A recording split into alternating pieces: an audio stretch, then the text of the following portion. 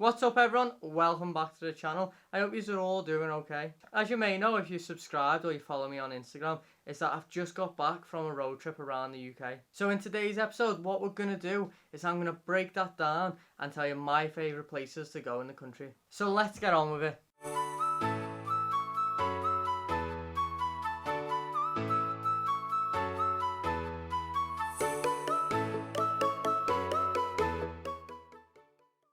Now the first place on this list is the capital of Scotland.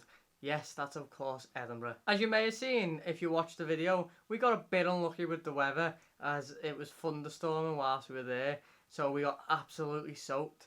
But before then, we did have a little bit of fun. We visited Stockbridge Market, which is one of Edinburgh's most popular food markets. The market sells a variety of foods from European, Middle Eastern and then classical Scottish. But surprisingly, a lot of the foods there were plant-based. And you'll notice if you go to Scotland that there's a lot more vegan options available than England and Wales. There's also an abundance of museums and art galleries scattered around Edinburgh, so if that's your thing, then there's plenty of option for you. But one of the most popular historic monuments is probably Edinburgh Castle. Now, we really wanted to go to Edinburgh Castle.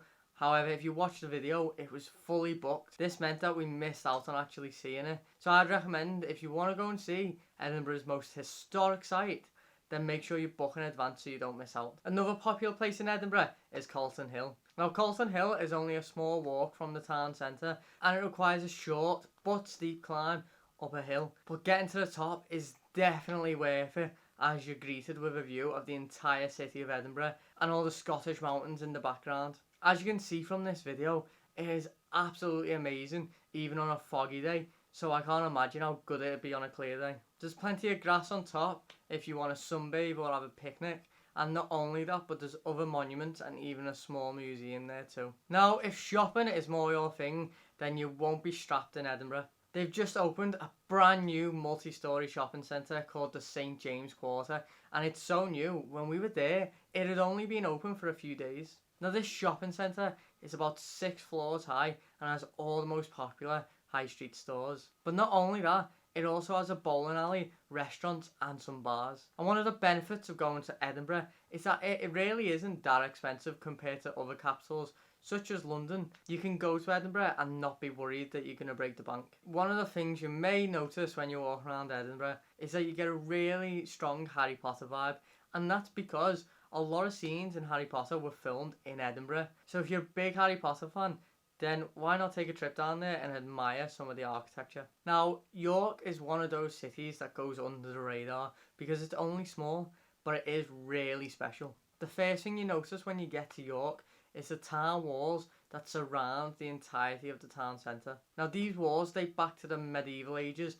and are quite well preserved enough that you can actually walk along the top of them around the town centre. Once you get beyond the walls, you'll realise how old the town actually is as you're greeted with a lot of medieval style buildings. Now all the streets in the town centre are lined with these old medieval buildings, but the most famous street is called the Shambles. The Shambles is one of the most well preserved medieval streets in Europe. Its windy cobbled street is lined with medieval shops that overhang the pavement below. Now these buildings aren't 100% original as they have had some work done over the years to keep them safe, but they are still some of the most best preserved in all of Europe. And what adds to the magic is that there's a few Harry Potter shops along the street, and it really feels like I'm talking about Harry Potter a lot in this video, but that's just the UK. The UK has a really weird Harry Potter vibe in a lot of the places that you go to, and I suppose that's because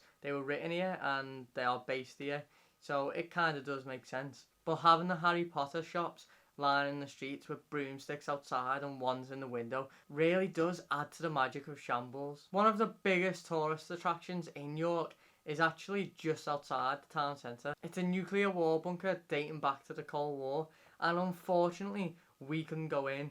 Due to the current situation, it was closed. However, I can imagine how interesting it is inside, just getting a glimpse into the past of how much everyone's nerves were on edge during the height of the Cold War and how everyone thought that nuclear war was possible. One of the funny things about it is that there's a new housing estate built around it now. So people are coming out to work and school every morning and they're just greeted with this old nuclear war bunker. So if you're ever visiting York, I recommend you find yourself a nice old tavern, grab yourself a pint of some local brew and get some food to go with it. Now this place really could have been higher up on the list, but ultimately the other two were just a little bit better. One of the highlights of the Isle of Skye is actually the drive to it and through it. It has one of the most scenic drives in the UK, with the roads lined either side with mountains and lochs. Now, it's no wonder that Scotland is voted as one of the best places in Europe to drive. And for that reason, it's also a great place to go hiking, as it's just full of mountains and lochs. Now, when we were there, we took a hike out to the fairy pools, which, as you can see, is a long river that stretches for miles. And along this river are little pools that fill up with water, hence the name. And in the summer months, these pools are perfect for bathing in.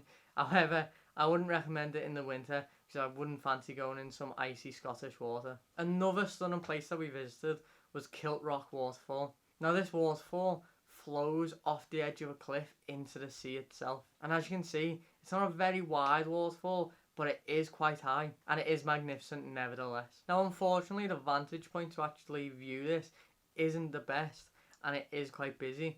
However, when you do get a little glimpse of it, it is special. The Isle of Skye is a wild camper's dream, with its spectacular views and the fact that wild camping is actually legal in Scotland, unlike England and Wales. You can pretty much pitch your tent wherever you like and you'll have a perfect view that you can cook your burgers in front of on your barbecue and just enjoy the view. My second favourite place is London.